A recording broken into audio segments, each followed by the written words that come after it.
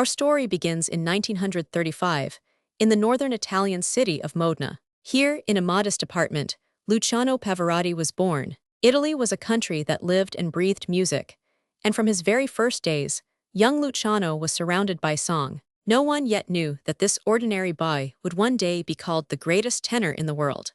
Luciano's father, Fernando, was a baker by trade, but a singer at heart. He owned a treasured collection of opera records, and the family's small home was forever filled with the soaring voices of the great tenors. In the evenings, Fernando would sing along, and little Luciano listened, enchanted by every note that drifted through the rooms. As a boy, Luciano could not resist joining in. He would stand tall, throw back his head, and imitate the singers he heard on his father's records. Music was not just a pastime, it was a dream taking shape. Even then, he felt the thrill of a beautiful melody, and longed to share his own voice with the world. But dreams do not pay the bills. As a young man, Luciano trained to become a teacher, and for a time he taught in a local primary school. He was patient and kind with his pupils, yet his heart was always elsewhere. Between lessons, he kept singing, unwilling to give up the music that called to him.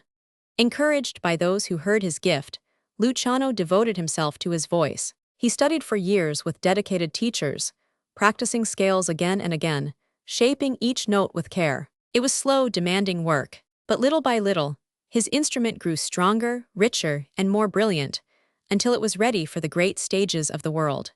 In 1961, the years of patience finally paid off. Luciano won a singing competition and made his operatic debut as Rodolfo in Puccini's La Bohème. From the moment he opened his mouth, the audience was spellbound. His voice was warm, clear, and effortless. A new star had arrived, and word of his talent began to spread quickly. Soon Pavarotti was singing in the world's most famous opera houses, from Milan to London to New York. Audiences adored him, not only for the beauty of his voice, but for the joy he radiated on stage. His effortless high notes seemed to defy belief, ringing out to the very back of every theater.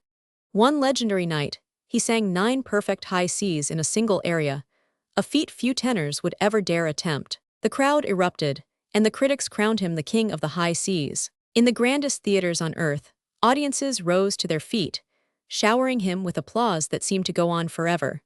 Then, in 1990, came a moment that would change everything. Pavarotti joined fellow tenors Placido Domingo and José Carreras for a concert on the eve of the World Cup final. Together, the three tenors brought opera to millions who had never heard it before. The performance became a worldwide sensation, watched and loved across the globe.